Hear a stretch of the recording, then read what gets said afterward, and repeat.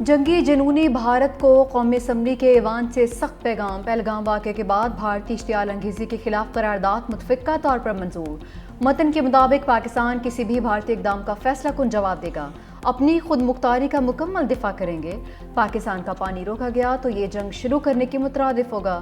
پاکستان پر ہر قسم کی دہشت گردی کی مذمت کرتا ہے، کشمیری عوام کی غیر متزلزل حمایت جاری رکھیں گے۔ وزیر قانون اعظم نذیر تارڑ بولے، اس وقت پاکستان کو قومی یکجہتی کی ضرورت ہے۔ پوری قوم ہر جارحیت کا مقابلہ کرنے کے لیے سیسا پلائی دیوار ہے۔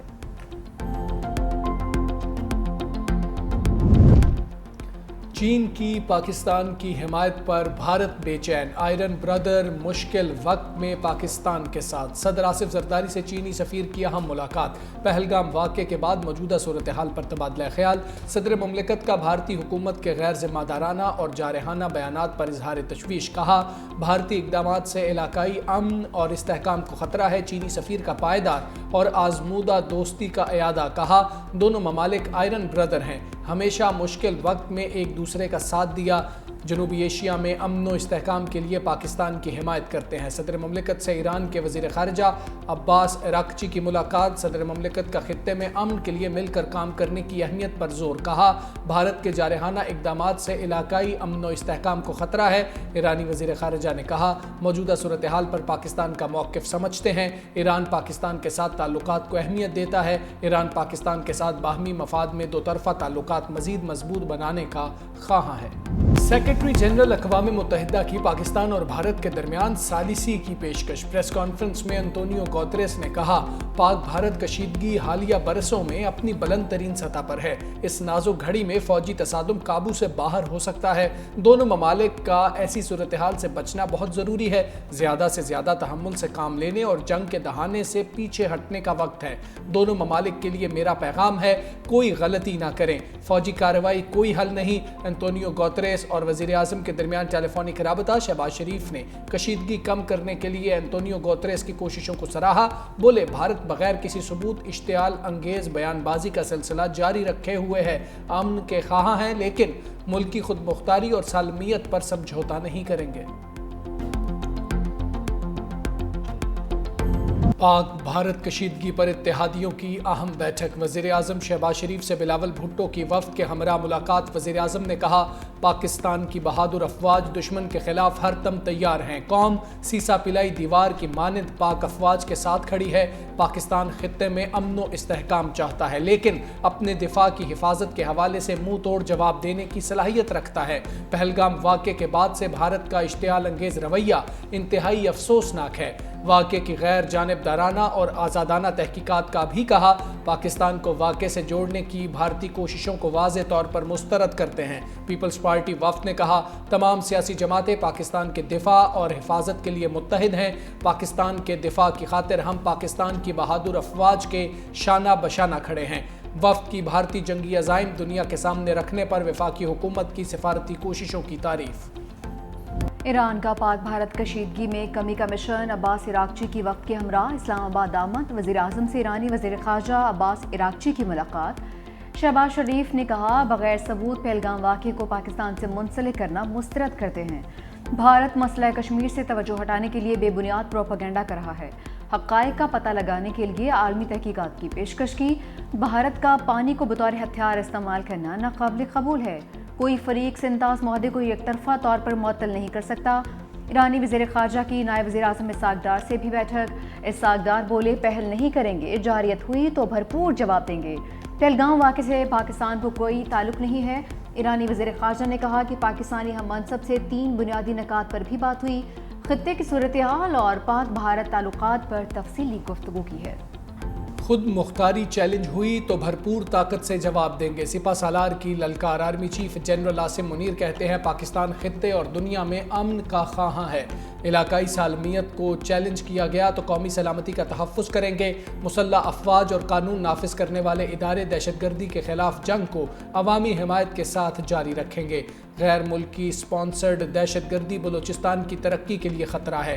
دشمن عناصر صوبے میں خوف، عدم استحکام اور تشدد کو فروغ دینا چاہتے ہیں۔ ان کے مذموم عزائم کو کامیاب نہیں ہونے دیں گے۔ دہشت گردی کا کوئی مذہب، مسلک یا قومیت نہیں ہوتی۔ اس کا مقابلہ صرف قومی اتحاد اور پختہ عزم سے ممکن ہے۔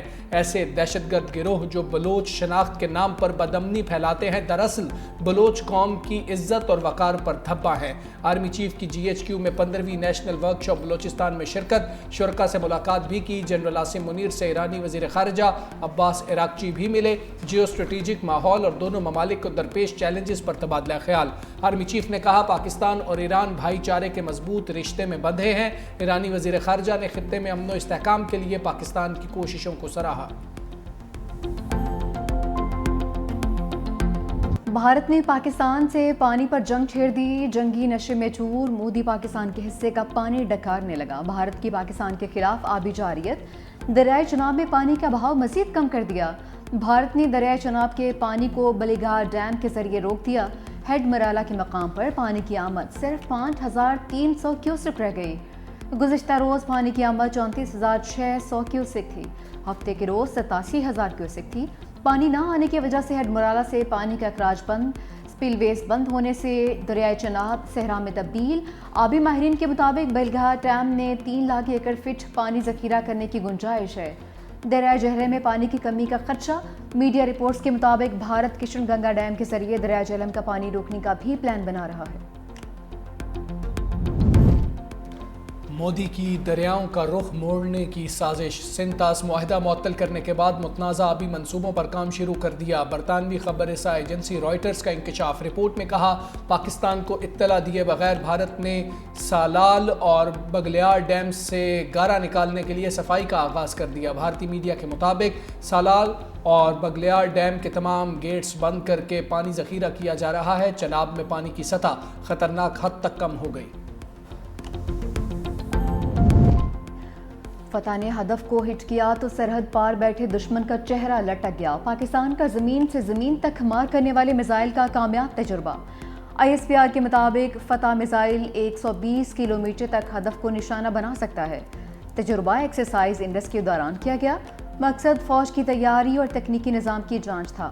صدر، وزیر اعظم، آرمی چیف اور chairman joint chiefs of staff committee کی کامیاب تجربے پر سائنسدانوں اور انجینئرز کو مبارکباد۔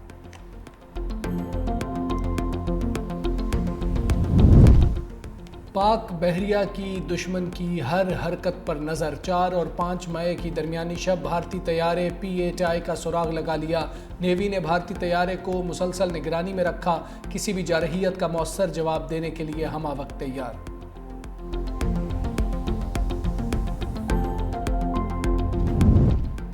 سربراہ پاک بحریہ ایڈمرل نوید اشرف سے ترکیہ اور عمان کے سفیروں کی ملاقاتیں، باہمی دلچسپی کے امور، خطے کی سیکیورٹی صورتحال اور دو طرفہ تعاون پر تبادلہ خیال۔ نیول چیف نے ریجنل میری ٹائم سیکیورٹی پیٹرولز اور پاک بحریہ کے اقدامات پر روشنی ڈالی۔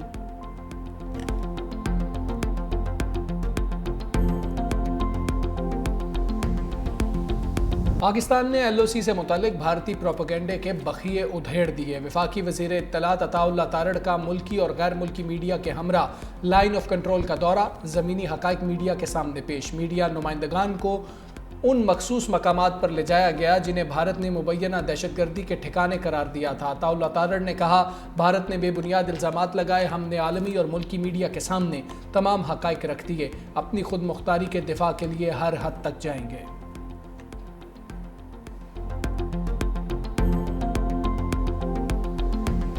مولانا قومی اسمبلی سے حکومتی نمائندگان کی غیر حاضری پر سیخ پا، سربراہ JUI احتجاجاً ایوان سے واک آؤٹ کر گئے۔ کہا کوئی ذمہ دار شخصیت یہاں ہوتی تو ہمیں بریفنگ دیتی، اس مشکل وقت میں بھی ہمارے ایوان میں کوئی سنجیدگی نہیں، ملک نازک دور سے گزر رہا ہے، وطن عزیز کے دفاع کے لیے پوری قوم اکٹھی رہے گی۔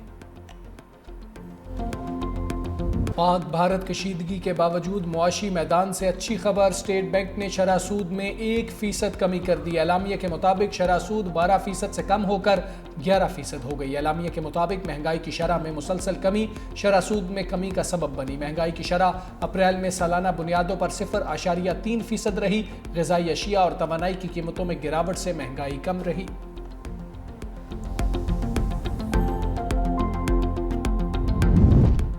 IMF سے منہ کی کھانے کے بعد بھارت باز نہیں آیا. ایشیائی ترقیاتی بینک سے پاکستان کی مالی امداد بند کرنے کا مطالبہ کر دیا. بھارتی وزیر خزانہ کی میلان میں ایشیائی ترقیاتی بینک کے سالانہ اجلاس کے دوران بینک کے صدر سے ملاقات. بھارتی میڈیا کے مطابق ملاقات میں متعدد امور پر بات چیت کی گئی. پاکستان کے لیے ترقیاتی فنڈز کی بندش کا مطالبہ بھی کیا گیا.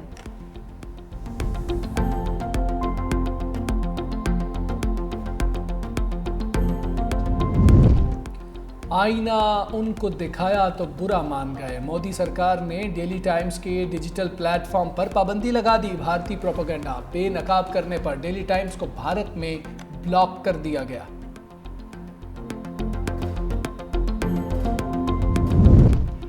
صدر آصف علی زرداری سے سینئر وزیر سندھ شرجیل انعام یمن کے ایوان صدر میں ملاقات. صوبے کے مختلف منصوبوں پر بریفنگ.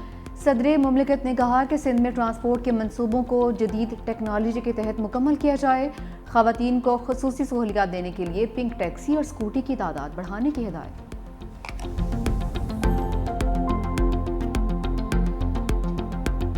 امریکی صدر ٹرمپ کا ترک ہم منصب رجب طیب اردوان سے ٹیلی فونک رابطہ. یوکرین، شام اور غزہ سمیت مختلف امور پر بات چیت. امریکی صدر نے کہا اردوان نے مجھے دورہ ترکیہ کی دعوت دی ہے، وہ خود بھی واشنگٹن آئیں گے. ترک صدارتی دفتر کے مطابق اردوان نے ایران مذاکرات سمیت یوکرین میں امن کے لیے امریکی صدر کی کوششوں کی حمایت کی.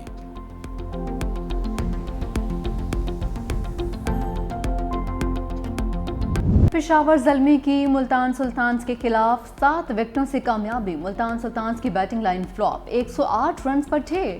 بلے باز گراؤنڈ میں آتے اور باہر جاتے رہے. 86 رنز پر 7 کھلاڑی پویلین لوٹے. رضوان 17، طیب طاہر 22 رنز بنا کر آؤٹ. احمد دانیال نے 3، ووڈ اور ماس داقت نے 2 وکٹیں حاصل کی. پشاور زلمی نے ہدف 13 اوورز میں حاصل کر لیا. سائم ایوب 49، میکس برنٹ 38 رنز بنا کر نمایاں رہے. PSL 10 میں آج آرام کا دن ہے. اسلام آباد یونائیٹڈ اور کوئٹہ گلیڈیٹرز میں مقابلہ کل ہوگا.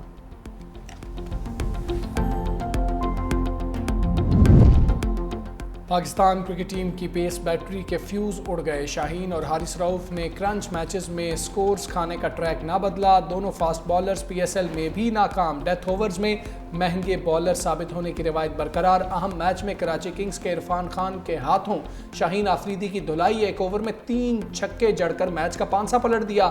محمد نبی کا لاٹھی چارج قلندرز کے بالر حارث رؤف کو دھو ڈالا.